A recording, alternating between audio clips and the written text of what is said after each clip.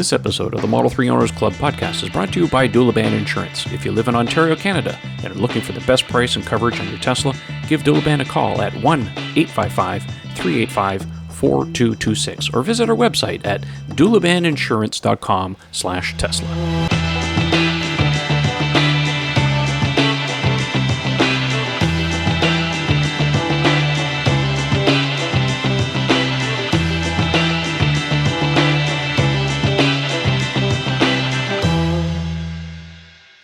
Well, it's that time for another episode of the Model 3 Owners Club podcast. I'm your host, Trevor Page. We've got a lot of topics to talk about tonight. We also talk about things Tesla, Model 3, maybe some other stuff just thrown in there for fun. So let's get the show on the road. I want to welcome our usual guests here tonight. We have Eric Camacho. Eric, how are you doing tonight, my friend? Doing well. Hello, world. Excellent. Nice to see you again. We also have Michael Bodner, as usual. How you doing, Mike? I'm doing well, thanks, Trevor. How are you? I am very well. I'm in good spirits today. We'll get into that a little bit later. And last but not least, we have Ian Pavelko from Montreal. How you doing there, Ian? Bonsoir tout le monde. I'm doing well. Hope you all are too. Excellent. Well spoken like a true French Canadian. A fake one. I'm actually Anglo-French Canadian. It really confuses people. Well, me too. And it's just one of those things that happens. Anyhow, let's get into it tonight. Our lead story, Mr. Camacho, like Mr. Bodner last week, had a chance to drive the Performance Model 3. So, Eric, why don't you tell us a little bit about your experience? Oh, thanks, Trev. So, like Michael last week, this car is an incredible car to drive.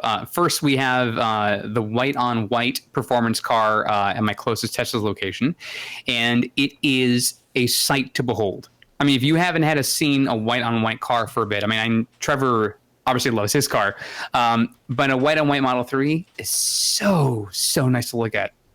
So we first get into the car and sit down, and you just have this feeling of it's the most incredible thing you've seen from that front perspective. And granted, I've been driving my Model 3 now for 4 months, and I sat in this car, and it felt entirely different being in the car with the white dash and just the entire interior. So then we go ahead and turn on the car, and, everything seems fine at first. And then I just start driving out of its parking spot, and immediately you can feel the difference in this car. The power is just waiting to be unleashed and unfurled to the world. So we take the car out for a good stretch, and we're in parking lot speeds. We're going really no greater than 25 or 30 miles an hour. And then I had a chance to take it onto our nearby interstate. And at that point, when we're accelerating from the on-ramp to get to highway speed, I mean, I think I blinked and it was already going 70 miles an hour. So it really accelerates very quickly. It's just an incredible smooth transition from city speeds to highway speeds. And then once we were coasting, I mean, it was just so quiet and subtle. It's just, if you ever get a chance to drive any one of these cars, even if you can't afford it, get into it, experience it. It's just amazing. And it handled turns smooth as silk. I mean, it's one of those things where, my car's that rear motor, it's still great on its own, but man, that dual motor, the performance caliber brakes, it just decelerates so quickly and so smooth. You don't feel yourself jerking over. And just for fun, at one point we were at a traffic light and I wanted to have a chance to really unleash it, let it go 0 to 60. And I remember the passenger in the car, I said, "Are you ready?" And he's like, "Yep." And so we just let it go. And I mean, it's entirely plausible we broke 3.5. And it throws you back in the seat, but because of how plush and comfy the seats are, you want to experience that time and again, each and every time. So for having owned my car for 4 months and now had a chance to drive this car, I have buyer's remorse in a way, wishing I could have waited to get in the performance car, but for many a reason, I'm glad I didn't. But it is in my mind, and I tweeted this out before, if you've seen The Fifth Element, Lilu, the character that's in the film, she is that's right, multipass. She is deemed by many to be perfect. This car, by and large, and this is a modest bias, I will gleefully admit, but it is, in my mind, the most perfect car I have ever sat in, seen, touched, driven. And I think for many people, it's going to be the finest car that's out there, period. Well, that can't be good for Tesla's bottom line, now can it? It better be the best thing on wheels ever made, because I've sold my soul to get it. Ian, And your house and your livelihood. Pretty much. All the money I should be putting away for retirement is going into this thing. It's it. I'm going to be living in a tent in 10 years, but hopefully with a smile on my face. just a question for you, Ian. Did you order the white interior, or just stuck with the traditional black? No, as I've told people, I can't have nice things. Oh, okay. Just wondering. No, me and white, not a Well, good we know the combination. color. I was just curious about the interior. Yeah. No, I stuck with the black. It's safer. And I think with the white interior, it looks great with the black accents and the carpeting in the back of the seats. I mean, it's still enough of a balance with the black and white in the car that it really is a beautiful thing to see. And I'm, again, those who were in the lower class Model 3 cloud who were like, all right, well, I'm going to stick with the black for now. I can't get into the white. I wish the white was there. It really is something to see. And I can see why people like Trevor said, I'm getting the white interior. I really do like the white. I do want to caution people, and I've said it many times before, if you have kids, you have pets, or you don't like washing your car, don't get the white seats. They're easy to clean. You just got to keep on top of them. I mean, I've been all over the place with my car. We're rounding almost 9 months with our car right now, and it still looks brand new. But then again, I take care of it. So, yeah. So I'll say my piece about that. I do like the white. It's very stunning. Every time I open the doors, people are like, whoa, white. That's pretty cool. Anyhow, any other parting thoughts on this before we move on? I want to say thank you for giving this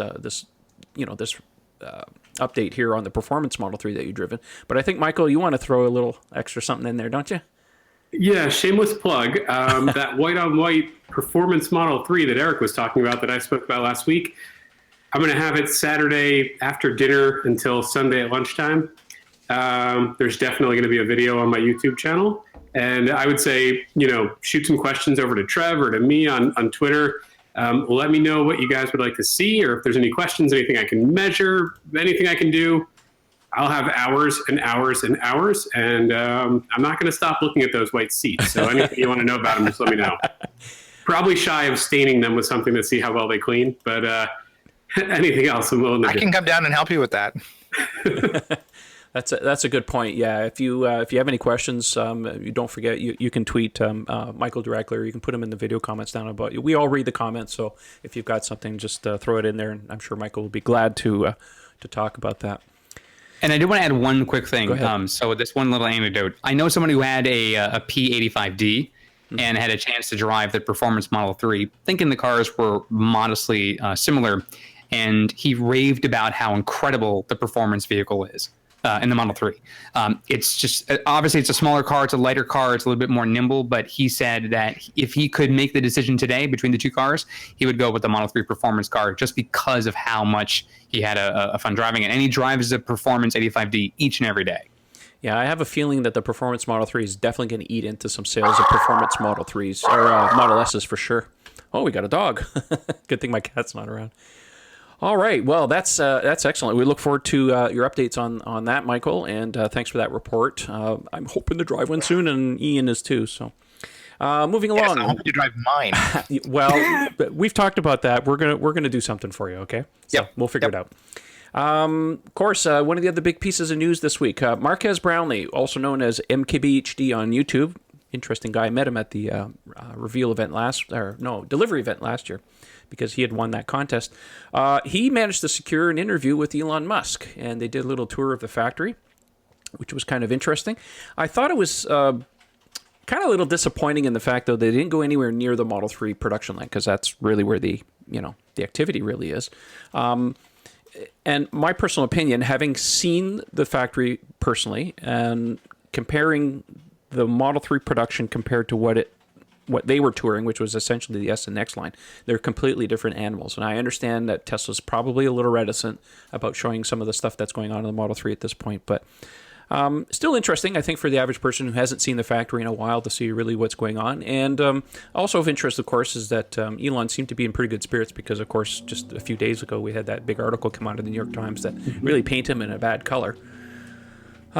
Any thoughts on this? You guys had a chance to watch the video? Oh yeah, I watched both the factory tour and his interview with Elon.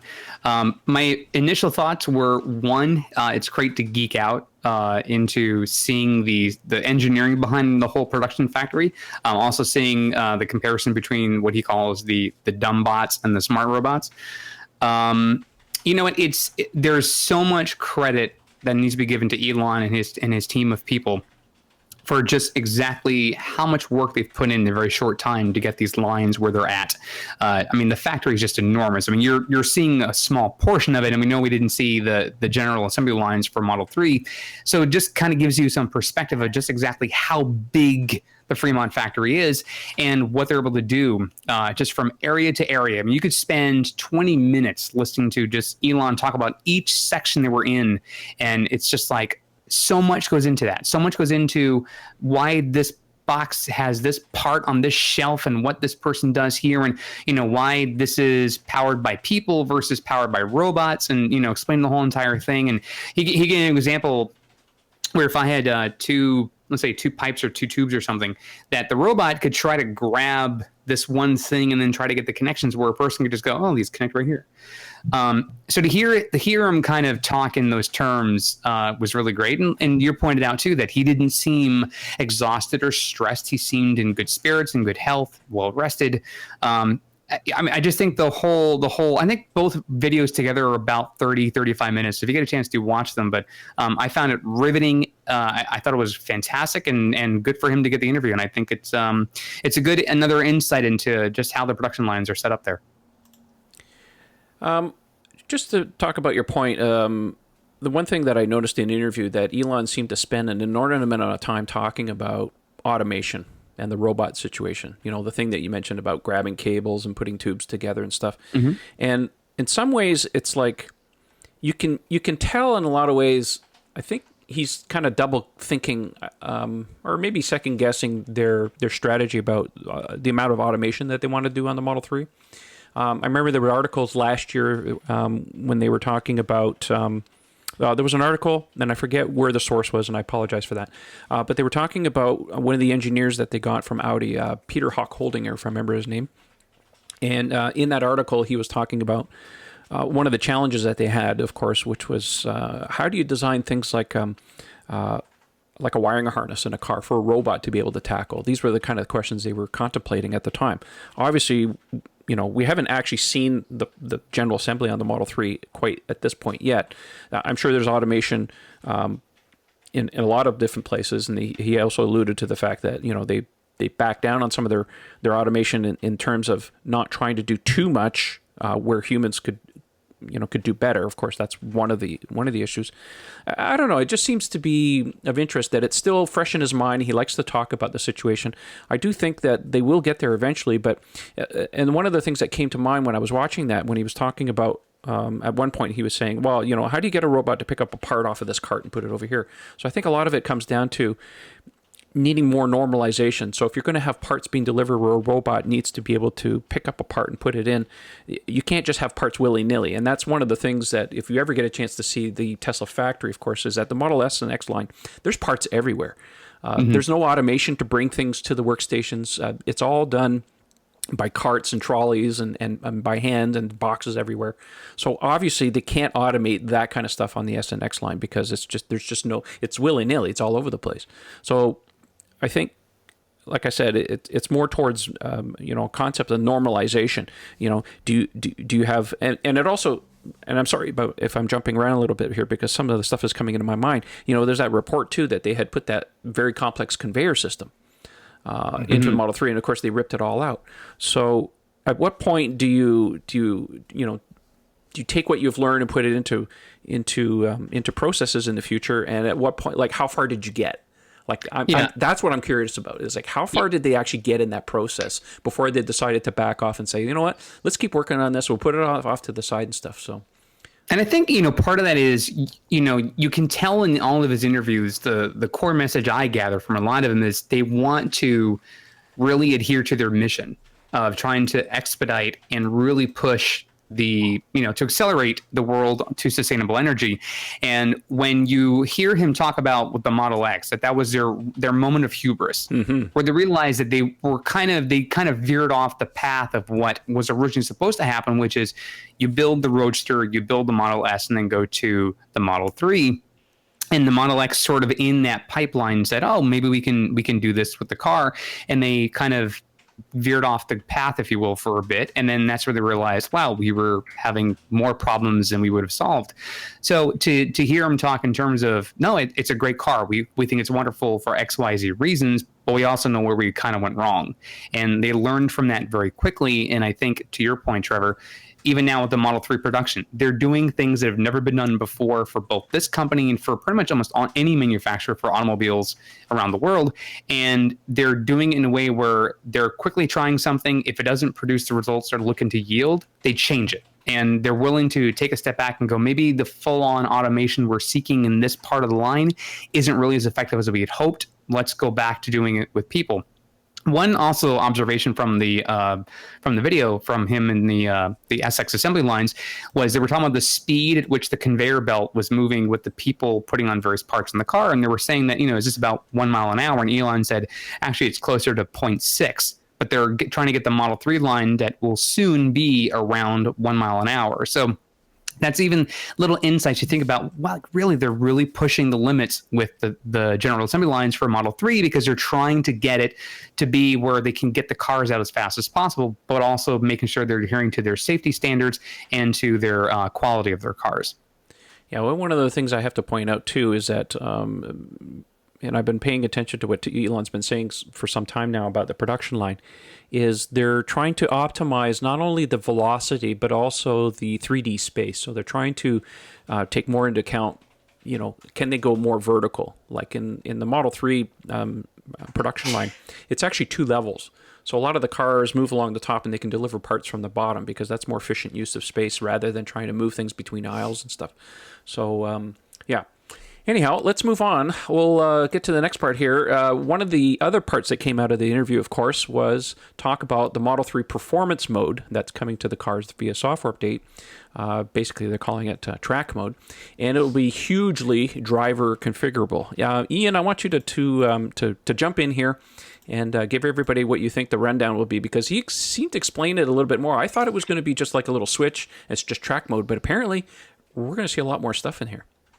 This sounds mental. I mean, I am really excited about this because I was just thrilled that we were getting a track mode. The very fact that we're going to be able to drift a Tesla for the first time, because it's one of the few things, I've said it a few times, that drives me crazy about these cars is you can't defeat the stability control. I mean, they do drift a little. I mean, I've been in an S out in the winter, and it gets its groove on, and it doesn't, it's not completely static in terms of its motion, but you can't really do much in terms of moving it around. And as somebody likes to go out and have fun in the winter, I thought, well, okay, and we'll have to live with that. And bang, then we got this glorious tweet from Elon telling us, yes, it's gonna happen. Then the Road and Track article came out where they took the thing to Lime Rock and beat the snot out of it and gave us a fantastic description of how it operates. And now it just gets better and better. So it sounds like not only do we have track mode, but we'll actually be able to adjust many of the parameters. Some of the things that were hinted at was, I imagine, the degree of yaw that you can adjust, the amount of regen front and rear. Like, it sounds to me like that'll be adjustable. I mean, in ICE cars, there's never been an electric car that's had that. And even in ICE cars, the only thing I can think of would be cars like the Nissan GTR, Mitsubishi Evo, where you have adjustable differentials where you can, switch the torque back and forth. But this, I mean, with 2 independent drivetrains, the possibilities are limitless. And I mean, the crazy part of it all was it sounds like we can even adjust the thermal limits for the cooling system. Mm-hmm. So like if you're out there lapping and after lap 3-4 it starts to back off the power and you're like, no, I gotta go catch that RS5 or something at the top of the hill, poof, just crank up the thermal limit. You can do that. I mean, this is a 180-degree change in philosophy from where they were controlling everything super tightly to saying, okay, here you go. Here's the keys to the kingdom. Knock yourselves out. Just if you blow it up, it's on you. Speaking of which, I want to see what that screen's going to look like, because of course, if you go to insane or ludicrous mode, no, it's ludicrous mode, and you do the battery heating, says, do you want to enable this? No, I want my mommy. Yeah. I want to see what kind of fun they're going to have with that screen, to enable some of these features on the Performance Model 3. So. Yeah, well, I mean, it'll be super exciting to see exactly how it all works. But I'm with you, Trev. I think there's a lot more that's going to be opened up than we were expecting, and it's a good direction for them. Again, I have very few peeves with Tesla in general, but they're sort of closed loop society, which is very Apple-like, and like, okay, we know best, and we're going to control it, and you'll like it the way it is. This is changing with Performance Model 3. It's a very interactive car where they're letting us have a lot of fun with it. They're giving us some groove here. Yeah, that's really awesome. I think the other point we have to keep in mind too is that Tesla tends to have a little bit of a leapfrog mentality when it comes to things. Like they'll do one tech, and then they'll move on to another car, and then that tech shows up in that car. And so I think what's going to see here is that what we're seeing here is either stuff that's coming from the next gen Roadster, from development that's going into the Performance Model 3, or vice versa, stuff that's actually happening on the Model 3 that's going to be put into the Roadster. And of course, as usual, this stuff will make its way to the rest of the cars. So it bodes well. Everything that they learned today is going to be put into future cars. So when they get around to updating the Model S performance, whatever it is, that thing, we should see some pretty crazy things happening with that car eventually too. And I'd be remiss if I didn't add, think about how great the cars were when they first came out several years ago, and how even with the iterations we're seeing today, how incredible those cars are. They're still finding ways to add improvements, whether they're aesthetic, whether it's performance, or anything else. Tesla has been, for the longest time, ahead of the curve with many other manufacturers of electric vehicles, and they're still finding ways to stay ahead. So with the engineers, the software developers, everyone who's got the hands in designing these cars is doing everything they can to make sure that they stay on top, which is just incredible to think about. When the cars themselves, you're like, oh, this car is great. And you go, we have a way to make it better. It's like, okay. Yeah, I think that's, I could always use a little bit more performance here and there. A little software update, you want to just throw me a little solid, that's always good. But yeah, before we began the show, Beverly came over and said, oh, by the way, I was driving your car today and there was a software update, and it was nagging me, so I had to dismiss it. So you can bet after the podcast, I'm going to go and press the install button. Speaking of which, Tesla, if anybody's listening down there, please give us the release notes before we apply the software updates. I want to see exactly what's going on here. I know you make it sound like it's Christmas Day and, unwrap your gifts and then find out after the fact, but this is software. We'd really like to see what you're changing before we do that. So anyways, I'm just putting my little piece out there. Yes, Michael, go ahead. Well, while we're at it, let me start the update from my phone so I don't even have to wait 5 more seconds to get it. Yes! Yeah. First world problems, right, Mike? Absolutely. All right, next little bit here. Model 3 production surpasses 6,000 cars per week. This is according to Bloomberg.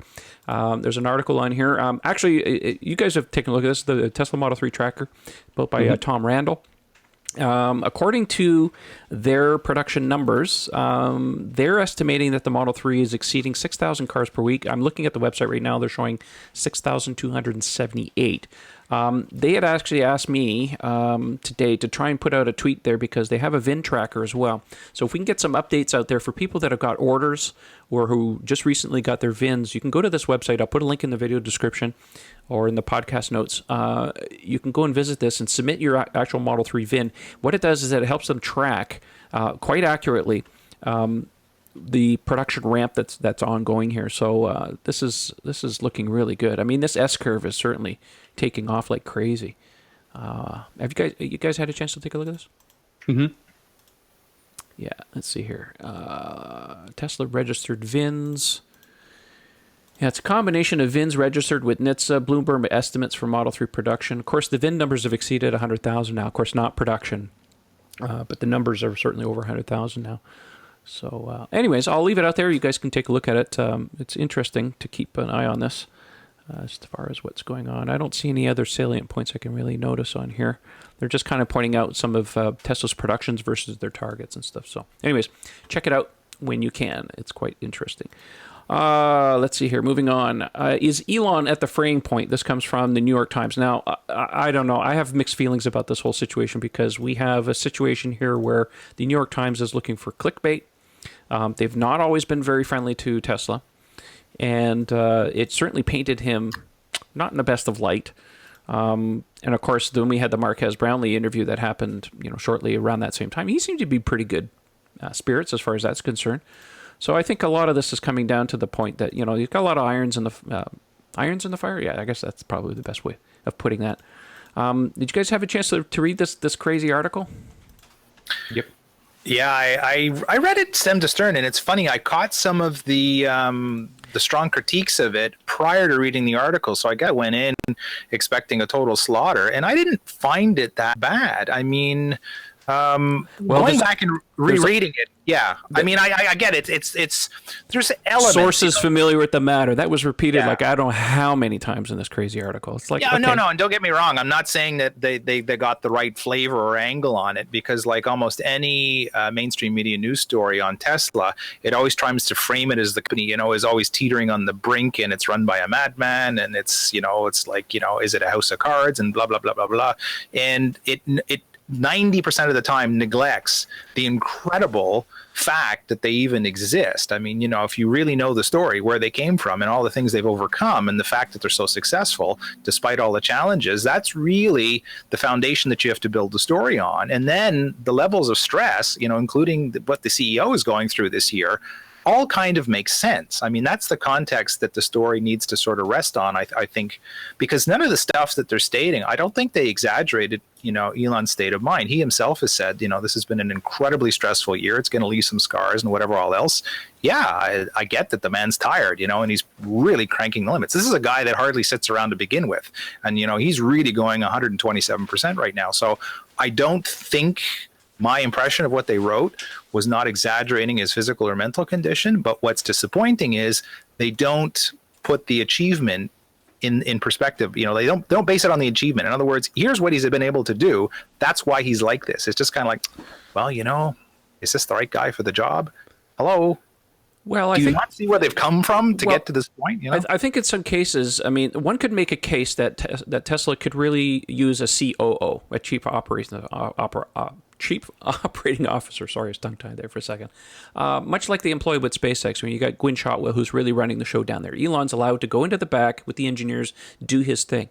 And, one could make a case that Tesla really could use something like that to let Elon go and be Elon where he needs to be, rather than having that on his shoulders, plus all these other things. For the time being, he wants to be the center of attention and doing his thing at Tesla, and that's all great.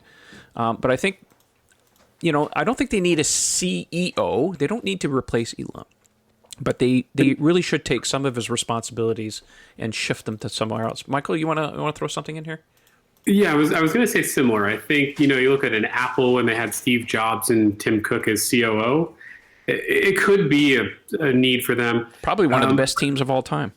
Yeah, I love Elon Musk. I will follow wherever he goes, whatever he does. But some of it's self-inflicted as well. If you go back to the Marcus Brownlee interview, they started talking about a $25,000 car that could be a couple years away. They didn't need to talk about a $25,000 car that could be a couple years away when they have a Model Y, a pickup truck, a semi, and a roadster as well.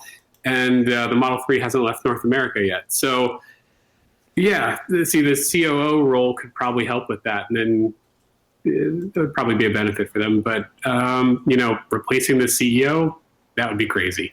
I mean, he's the face of the company. Mm-hmm. And I think a salient point you're making there, Michael, is really just how dedicated he is to his craft, to his work. And, we talk about, obviously on this show, we talk mostly obviously about Model 3 and Tesla, but even talking about just the man himself, how much work he does, just even with other product, like last year with hurricane season, we had the power project he put in Puerto Rico to help the power grid there.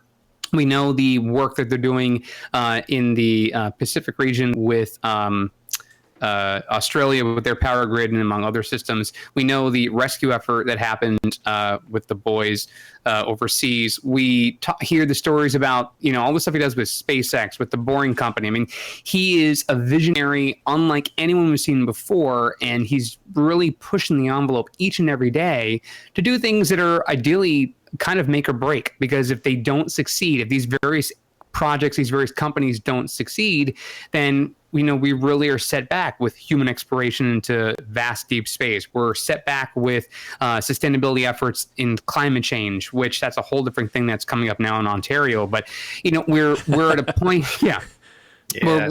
we're at a point where to me, again, this is just my own observation, my own personal opinion. He feels like if he doesn't do this, who else is going to do it? Number one. And number two, if he fails, he feels like humanity's in trouble.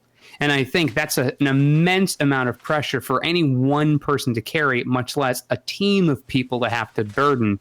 And that's, and when you're under that kind of pressure, you might say or do something that's sort of off the beaten path and maybe is sort of unexpected. But I think at the end of the day, I sleep better at night knowing that I'm doing something on my own, driving his car, that is trying to make the planet better. And I think others would be best served to want to see him and his companies succeed, because to me, if you don't, you're sort of against the success of our planet. That's, again, my personal opinion. And I know there are a lot of people that look at the market just for their own personal gravitas. But to me, what he's doing is something to be lauded and celebrated, not contradicted. Very well put, Eric. Thank you very much for that. Amen. Excellent.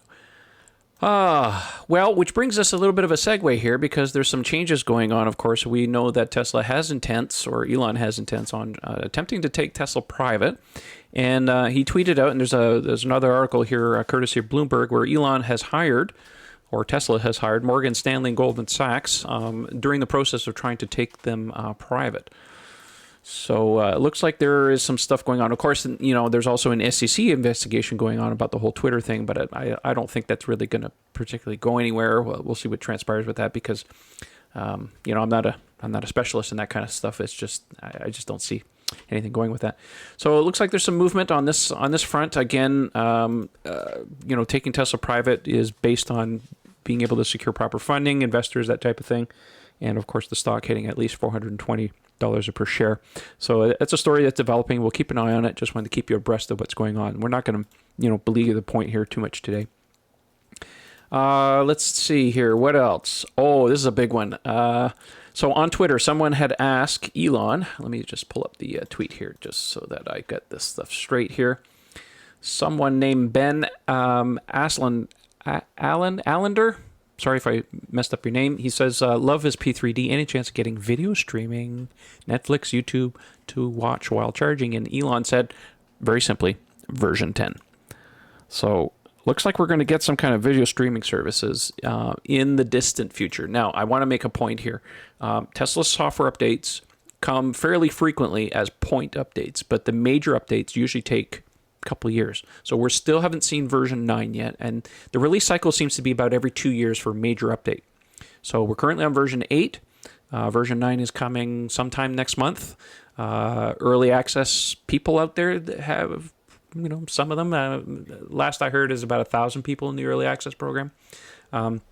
They're certainly playing around with version 9, I would expect at this point. And supposedly coming out for wide release. So I know that some people were saying on Twitter, oh, isn't it coming out this month? It's coming out this month. I said, no. He said early access this month, wide release in sometime September.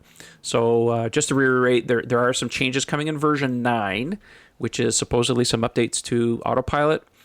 Supposedly, hopefully, the dash cam feature that everybody's been asking about for the last 2 years.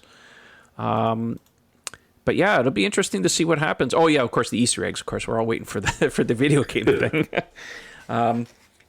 Trev, firmware 10 can't help but think. The tweet asked about watching videos while charging, but maybe there's more to that answer. The V10 could be full self-drive.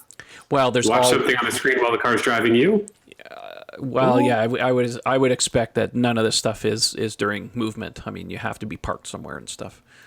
So no, unless it's self-drive, completely full self-drive. Yeah. Well, Who anything knows? is possible when you have full self-drive, but full self-drive is still not here yet, and we haven't seen the full plan yet.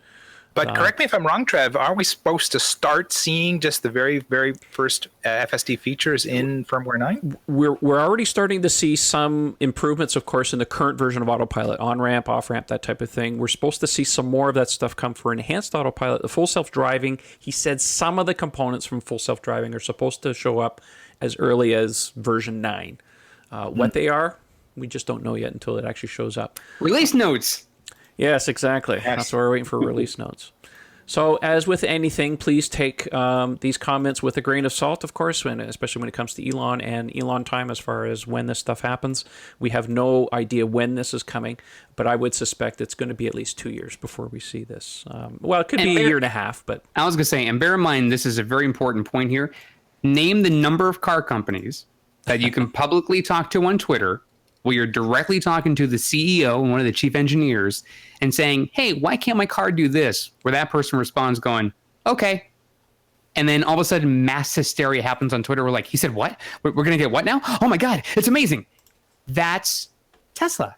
And so for me, it's like, it's even if it comes in version 9, version 10, if it's in 2 weeks or 2 years, these are things that are literally being explored. And think about when the number of suggestions that come through Twitter with owners and prospective owners of, can my car do this, this, this? Imagine if they do 2% of them, and how many of those turn into actual features within the course of a year or so. So it is amazing what this creates in terms of the hysteria and the excitement and everything else. But like, slow your roll, people. You already have a fantastic car. Updates are coming down the pipeline. I mean, our Model 3s now can honk a horn. Michael was ecstatic when he's like, I know what my car is like. I know what my car is like. I was at a meetup this past week, and somebody did that too. He just walked out of the car. He came up to me, and he just went, and the car went honked, and he was all smiles. I thought, sometimes it's the simplest things in life. It is the little things. Yeah. Like folding mirrors. You know, before we move on to the next bit here, which is also a segue, I just want to put something out here. My thinking about this was, the first thing I thought about this is, who's going to pay for the data? Right? Streaming services. I mean, is this going to be included in our data plan? Do we have to tether? Does it have to be Wi-Fi? These are all questions we don't know about yet. Well, I know Connectivity. I was going to say, we know the premium internet plan now is like myself and Michael are grandfathered in. Yes. But those who take delivery now would actually get it for the first year for free, but maybe there's a cap on that. Who knows? We'll see. Yeah. So, speaking of which, that brings us to the next little bit, because I think Michael had a bit of an exciting week this week. Should tell us a little bit about that, Michael. My phone has never vibrated as much as it did a few days ago. It didn't melt, did it? No, I think the battery died. I did a tweet to Elon, as I normally do, expecting no answer, but fun anyway. And I said it would be great if pretty please, could the Model 3 get calendar integration so the navigation could be predictive? And I hop in the car and it says, hey, you got to go to the doctor's office. Here's where it is. Or a meeting for work. And he said, coming soon. And then my phone went crazy. And it's amazing, and I'm guilty of this too. As soon as he replies to anyone's tweet, the number of tweets asking, as Eric said, additional features that come in, that's why your phone blows up. It's a million people asking, thinking you might still be there asking. It's just incredible. But awesome. Not just having him reply, but like Eric said, he's there, he's looking, he's reading it, he's responding, and our cars just keep getting better. It is an awesome feeling when Elon tweets and you get the responses back. But yes, of course, it is true. If you ever have a question for Elon, the best time to catch him is as soon as he does a tweet. And I usually find Sundays are sometimes the best days. He seems to be a little bit more downtime. He's a little bit more active on those days. So if you ever have a question for Elon, that's the best time to get a hold of him. So yeah, looking forward to that. I mean, that's a feature, of course, we have on the S and the X, and it is something that I use. I get in the habit of putting everything in my phone as far as calendar appointments and putting in addresses and stuff of places that I need to go. And I have that function turned on the app on the phone. It syncs to my car. And when I get in to go somewhere, it's already waiting for me on the screen. I just tap and it just puts it in. So it's a great feature. And I think those of you who have Model 3 that would like to have that feature, you're really going to like it. Hey, good segue. Trev, did Elon reply to one of your tweets? Yes, he did. Well, that's the other part of this conversation here. I happened to be up. I was sitting in bed this morning at about 6:30 in the morning, and I saw Elon tweet a little bit of poetry. And I thought, what the heck are you doing at 3:30 in the morning? You should be sleeping. So I just tweeted at him. I said, dude, shouldn't you be in bed? It's 3:30 in the morning at your time. But I thought I'd take the opportunity to also throw in a little extra, what about this little feature? Because we have a friend on Twitter. His handle is 28 days later. He's really funny. He tweets a lot. Anyways, really funny guy. And he has been asking Elon for like the longest time to have geolocated folding mirrors on the Model 3. He had a problem where he had backed into a hose reel. And I don't think this is really, sort of the impetus for this tweet, but he has a problem where he needs to fold his mirrors to be able to put it into his garage, as do many people, of course. Ryan McCaffrey's another one, of course. He has a small garage. He needs to be able to fold the mirrors. So having that geolocated, much like the air suspension on an S or an X that our cars are equipped with that, or even the home link on the garage door to be able to open and close your garage or your gate, that would be a great feature. Of course, there would have to be some restrictions on there in terms of speed and stuff like that, so that it would just So, anyways, I took the opportunity, just rounding back here what I was saying, I took the opportunity to throw that in there on his behalf, and lo and behold, Elon responded, and he said, "Okay," 2 letters. Now, does that mean okay? I'm going to bed? Because I suggested to him go to bed, or okay on the features. Is it both, one or other, or both? We don't know. So I just responded to him and I said, well, either way, good for you. Let's take a poll and see what the survey says. Yeah, right. Well, I know your feeling, because it happened to me recently too, because I had another tweet that he had responded to and my phone literally was hot. Actually, and I'm not going to blame it on him too, but I was having some problems with my phone this week where the battery, I could literally watch it draining 1%, 2%. It was crazy. I don't know. There's some kind of background process. Make a long story short, I had to reset it and just get it all. It's all working good now, but it was a little bit crazy. So yeah. That's funny you say that. My phone actually froze and crashed later that day, so I wonder if that's related. Elon Twitter effect. was going nuts in the background. Yeah, it's the Elon melting phone effect. I think I think at one time he did tweet something and I responded. I said I think you owe me a new phone because it blew up my phone. but wait till September because the new iPhones are coming. That's right. Don't buy a new iPhone X yet. Just wait. No. I'm waiting. I want the big one. I will say now that Ian and I are the only two on this show that don't have a tweet from Elon, we got some work to cut out for us. Yeah, man, you're setting the bar pretty high here. Here we are, these lower Slobovians here. We're just your peasants here on the show. Your time will come, Ian. Trust me. When you get your car, you'll have plenty of questions for Elon and lots of suggestions. So I have no fear that you will get some kind of response eventually. I do find interesting though there are some tweets he responds to where it is a good diatribe. It's a good explanation of something, but you guys got a simple like okay. I got a couple. Like he didn't have time for your stuff. He's just very passive. Like, all right, yeah, got it. I'll put something out there, and I think the one of the best ways to get a response out of Elon, and this is just anecdotal, but I think you can kind of prove it for yourself. What really works is to always ask him a question in context with something else. Right? You say, "Oh yeah, you're having a great day today. You're in good moods," and then throw in the question. That seems to get his attention more than just asking for a question. I don't know. That's just me. It seems to work. All right. Well, let's move on here. Company tests Model 3 power at different states of charge. This is according to an article by Clean Technica. Well, we happen to know this person. This is Sasha Annis. He lives about 15 minutes away from me. If you look through my YouTube channel, you'll see a video that I did about a month ago or whatever. I went to have a look at some of his parts that he's working on for his he is just a regular first production Model 3, but he's done a bunch of upgrades to suspension and brakes. And it's quite interesting. He managed to, he has a dyno down there, and he put the Model 3 on the dyno and did some tests at different charge levels. So he would basically start at, let me just see here, started with a 15% state of charge and then stepped up the charge 15% at a time and kept doing runs.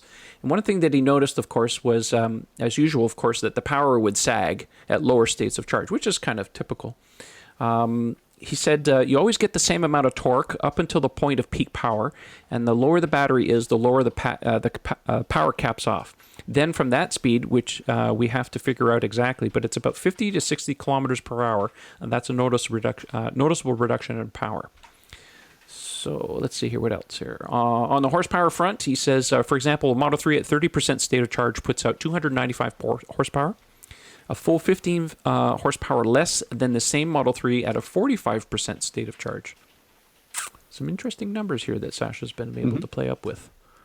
So yeah, I was kind of shocked by that result because, I mean, the only time I spent behind the wheel of the 3 was probably around, I'm trying to think in Yo-Yo's car, I think he had around 70-80% SOC. So it felt as sprightly as I expected it to based on the numbers.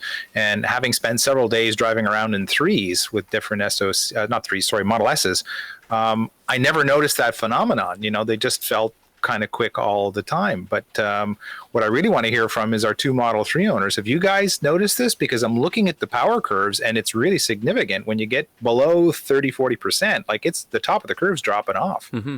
I have noticed it just because I drive a great distance and I don't charge the car each and every night. I don't have a garage to charge the car. And, you know, for me, it's one of those things that at first I was kind of taken aback, but then I really kind of just, if you think in terms of common sense, if your car is trying to make sure you're getting to your destinations, whether it's a charging station, your business, whatever it is, if it's trying to be more conservative with your energy as the battery drains, then yeah, you're going to actually take a little bit on performance, but then you're getting at least the range on the car. And I think at that point, when you're looking at those who are concerned about, well, is my car going to be able to make it from A to B? Yes, as your battery starts to drain, the car is going to go, let me conserve some of this energy for your range so you can make sure you get to where you're trying to get to and not worry about, you know, the very quick acceleration and that sort of thing. That's just my 2 cents. Unfortunately, I'm a bad one to try to answer. My car's been below 50% twice in over 6 months. Okay. Well, that would automatically kick you out of the survey. You know, the only times I've really pushed my car is, of course, when we went on our vacation for Vermont. I've got that puppy down to about 3%. That's it. Yeah, that's where you want to be. You got to push the limit there. You know, like Kramer in the famous episode where he goes below E. That's the test of a man. Excuse me, sir. Would you like the insurance on this rental car? Oh yes, because I'm gonna beat the hell out of this thing. Yeah. The lowest I've taken my car, I believe, was about 16 or 17%. So I've had it down there. No, yeah. Yeah, just to go back on your theory, Eric, I'm not sure if the car is actually conserving power in order to preserve range. If I look at, because otherwise it would be doing it right across the curve. It looks like, as Trev pointed out, up to about 30 miles an hour, it's still producing full torque. What seems to be happening is it can no longer generate the current to sustain full power at higher RPM. So I think it might just be the amount of available current or voltage. You know, I don't, you know, again, I'm a bit of a noob when it comes to what the restricting factor is as the SOC drops. Is it more current limited or voltage limited? But it would seem to be the car just can't quite eke it out. So I don't know if it's intentional in terms of the range strategy. I have seen that. I know, like in the case, we have a Chevy Spark EV at work, and the car, once you reach about 10% SOC, it really shuts down. Like it starts killing all of the HVAC stuff. It shuts off the heat. It shuts off AC. It reduces the power by about 40%. So it's actively doing that to make sure you make it home. But this is a car that's got 130 kilometers of range to begin with. I don't know that anyone's ever described it as happening to that extent with any of the Teslas. Interesting. I know what we need to do, Ian, is when you get your Performance Model 3, there's going to be a little bit of road trip down to my area, and we're going to pay Mr. Sasha a little visit. If oh, you're hell yeah. Yeah, and we're going to put that thing on the dyno. Well, with this car is going to be one continuous set of experiments. If I list everything that everybody on the forum wants me to try with different wheel and tire sizes, I'm going to be busy for 2 months. Because there's lots of people in the U.S. who've got Performance Model 3, but I haven't seen one on the dyno yet. So nope. We need that one in Canada so that we can take it and yeah, I'll make it work. I'll make it work. Just one little extra note here in the article. It says he said that farther up the charging scale, they found that above 90%, the performance essentially flattens out. So there's little to no benefit to performance from charging the car any more than 90%. Besides, it's not even good for the battery. So FineLab has a line of protective coatings that were engineered to protect your Tesla's paint, leather, carpet, plastic, and wheels, effectively blocking all those UV rays and environmental factors before they ever get to ruin your brand new baby. FineLab offers a complete line of car care products and ceramic coatings for both the do-it-yourselfer and professional detailers. Did we mention we also have the world's first self-healing coating? Check us out at finelab.com, that's spelled F-E-Y-N-L-A-B, to see the science behind the self-healing. Check out our product catalog and click Contact Us for a free quote from a certified installer in your area. FineLab and Tesla. We were meant for each other. The last little bit to talk about tonight is Model 3 is the most efficient EV on highways. This is, again, another article by Clean Technica. They're basically saying here that according to the EPA highway efficiency ratings, Model 3 efficiency in highway conditions, 123 mpge, that's miles per gallon equivalent, which is a strange way of putting things, but hey, you need some kind of metric, is better than that of the Hyundai Ioniq, which had 122 miles per gallon E. A much smaller and lighter and less powerful EV, which has much lower range, of course. So, yeah, kind of interesting. And now, of course, city, of course, not quite as good. I'd be curious to see how the all-wheel drive variant comes out, because we know that we're dealing with two different motors. One is geared for highway, and the other one's more geared for city driving. To see what kind of MPGE we're going to get out of those. So again, haven't seen the official testing on that. Any other little bits on here? Ian, did you have a chance to peruse this a little bit? I did. Yeah, it makes total sense. I mean, the Ioniq got fantastic reviews for its efficiency, and deservedly so. For a company that's not really recognized as being an EV leader, Hyundai really knocked it out of the park with their efficiency on that car. And I had one for a weekend, and I was pretty impressed with it. And it certainly delivers more than the advertised range. I beat the crap out of the car for 2 days, and I got 200 kilometers advertised, not babying it, but driving it hard and having some fun with it. But you're never going to beat the aerodynamics of the 3. I mean, Franz went completely crazy optimizing this thing. And like when it comes down to it, that's everything on highway is all about drag. I mean, the weight of the car doesn't really significantly affect things. Rolling resistance to the tires would be the next, but the aero is everything. And I think that's where it wins. And it has, of course, the super efficient permanent magnet switch reluctance motor. Having said that, to your point, Trev, I don't expect anything miraculous with dual motor. I'm almost certain we're going to lose range on both dual motor and certainly on the performance cars, because you're adding. Yeah, I know. I hate to be, but again, this was clear when we watched Tesla start goofing with the EPA numbers, when they actually asked them to downrate it from whatever they achieved initially, which was like 328 miles or something, close to 330, and they said no, rated at 310.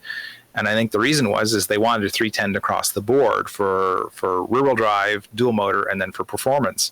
And I am certain that the dual motor car isn't going to get the same numbers. And of course, we always tend to think on what we know so far from Tesla's history. The reason you got better performance with the dual motor S and X is because both of them are standard AC induction motors, and they optimized the final drive ratio in each motor for certain speeds. So you could sleep the rear, sleep the front. You could get little performance boosts, efficiency boosts at doing that.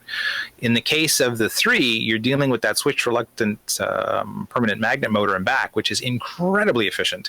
But up front, they decided to go with an AC induction motor again, and I just don't think that you can get the same efficiency out of it as you can the permanent in the rear. So your best case scenario, I think, would be to sleep the front motor, just use the rear, but you're still pushing those extra axles in that motor around and 200 odd pounds of hardware. So I don't think it'll be terrible. I think most people will still get the rated range because they were conservative to begin with, but I think we'll be a few percentage points down on the dual motor cars.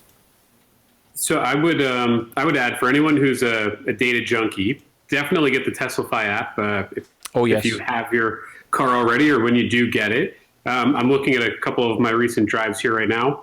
I can tell you most of the time, if my average speed is somewhere in the 50 mile an hour range, I'm near 100% efficiency. I'm getting the stated range. Once that bumps up, I remember from a road trip I did, and I averaged 77, let's say, so a little bit less because I had to come to a stop at some point. But you get above 70 miles an hour, and my range hit about 83% efficiency. So I do have the sport wheels on the car. I'm sure that makes a factor versus having the arrows with the aero covers on. But the highway speeds do take their toll on the car, as does rain, something I had never realized or thought about. Ian, I'm sure you're all over that being the tire guru, but that was something that I didn't realize was an issue. Yeah. Until I saw it with an electric car.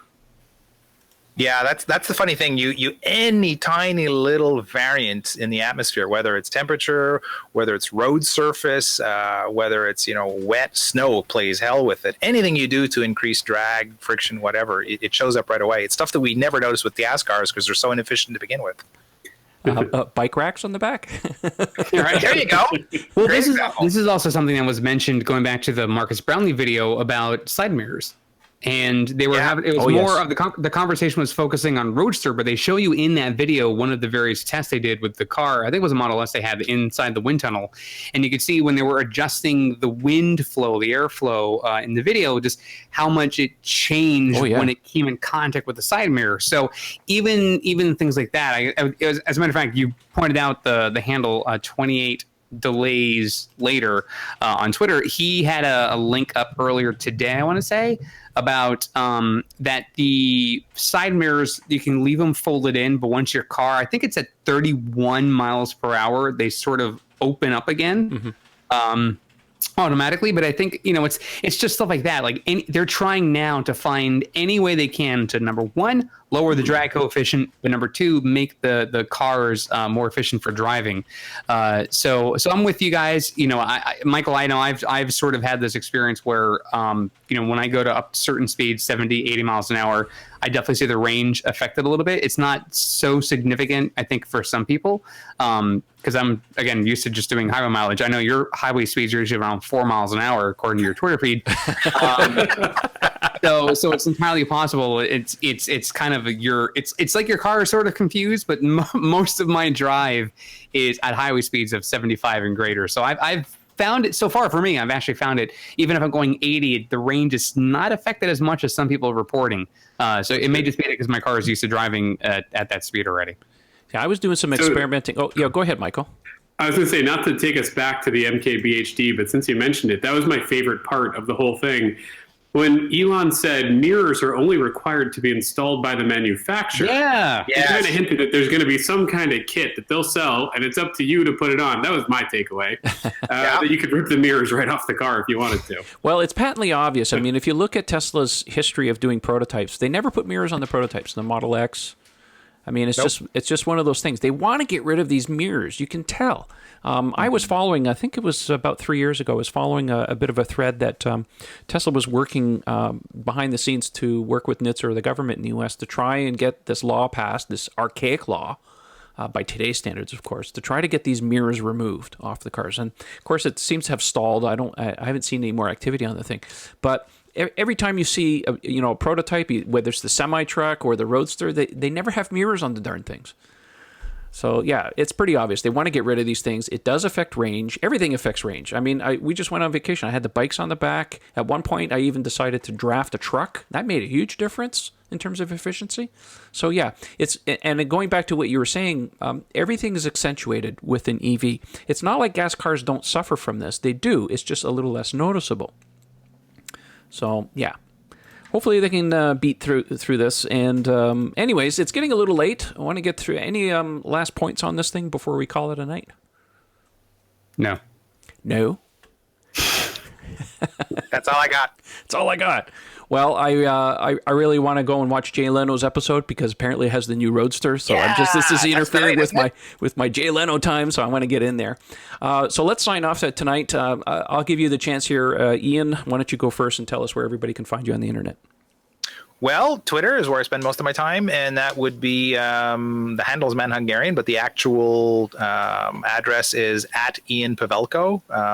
Trevor will be kind enough to put it up there, so I don't have to torture Speller.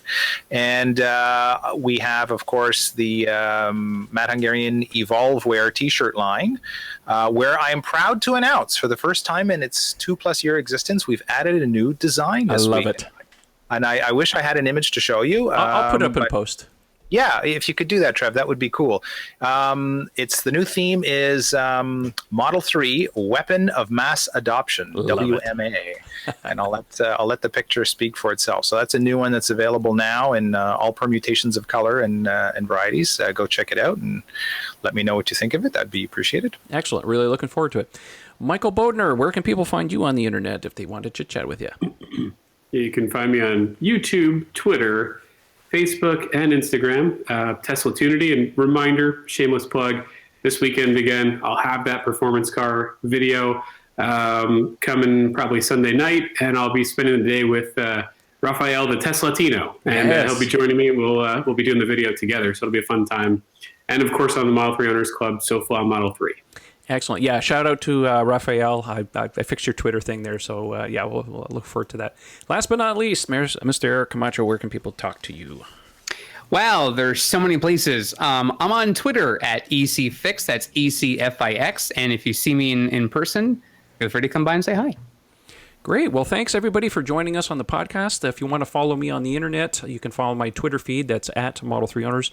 Don't forget to check out our forum at model3ownersclub.com. That is absolutely the best place on the internet to talk about Model 3. I know there's a lot of people on Facebook, but that is really difficult to search. The forum is so much better. So that's my little plug out there. Last but not least, I want to say a big thank you to all of our Patreon supporters. They're the people that make this show possible. And with that, we'll catch you on the next one. Thanks for watching, everybody. See you later. Goodbye. Good night. Good night.